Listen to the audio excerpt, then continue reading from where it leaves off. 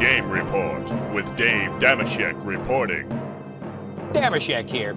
Maybe it's because of Halloween, but the amount of shame out on the gridiron in Week 8 was downright scary. Speaking of which, we'll get to those Steelers uniforms in just a minute. Meantime, players and coaches, don't get angry at me if I call your name. Ultimately, I didn't put you on this list. You put you on this list. Let it begin! At number 5, the International Series. Of all the teams in the league, why was it the New England Patriots going to Old England? What in the name of Thomas Jefferson is the idea of sending this guy there? Too soon. I thought taunting wasn't allowed. Then they go out there and destroy the competition.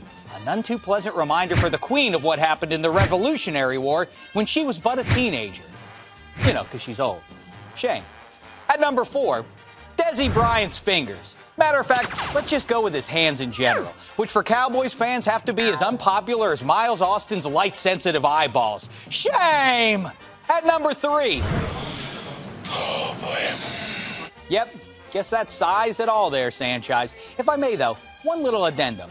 Shame! Now, for this week's Get Out of Shame free card, which goes to all the Halloween spirit around the league in Week 8. Tony Romo handed the ball off to a ghost. Jay Cutler's costume as the monkey-loving truck driver from 70s TV show BJ and the Bear was retro chic. The Eagles let some guy out of the stands to wear Nnamdi Asomugha's uniform. And Gronk did his impression of that little nutcracker dude. One look I didn't understand, though. Bob Griffin III's post-game hairdo. Yikes! How say you, Sanchez? Oh, boy. Back to the shameful.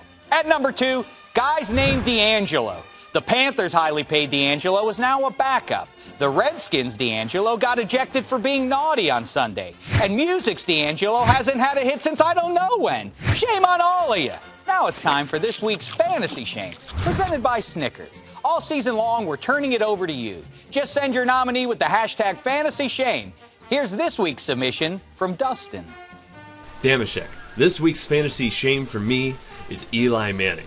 Going into the game against the Cowboys, I was up against Ben Roethlisberger, who got 20-plus points. So I needed a big performance from Eli Manning. And what do I get?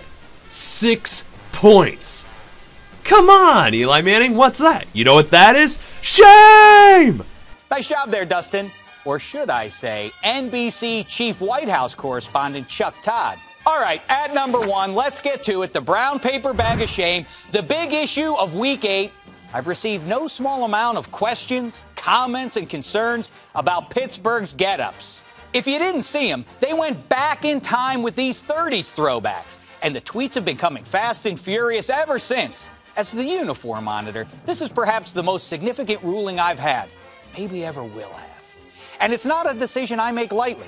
So I'm not going to stand here and make lame jokes comparing the Steelers to bumblebees. I'm not going to say Troy Polamalu or Stingy Hood or Beef Miller. I'm not going to say a ref got stung by Ben Roethlisberger's buzzer. No, a situation like this calls for sober, serious-minded thought. Honey.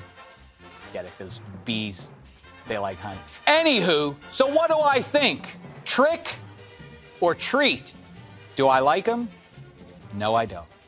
I love them. They're terrific. Yeah, I said it. Just because you've never seen anything like them before doesn't make them bad. Are you freaking out of your mind, Dameshek? Scream all you want, D'Angelo. If you don't like those get-ups, I got something for you. No, it's not the leftover material from the Steelers' pants on Sunday. It's the brown paper bag of shame. You know what goes great with them? These.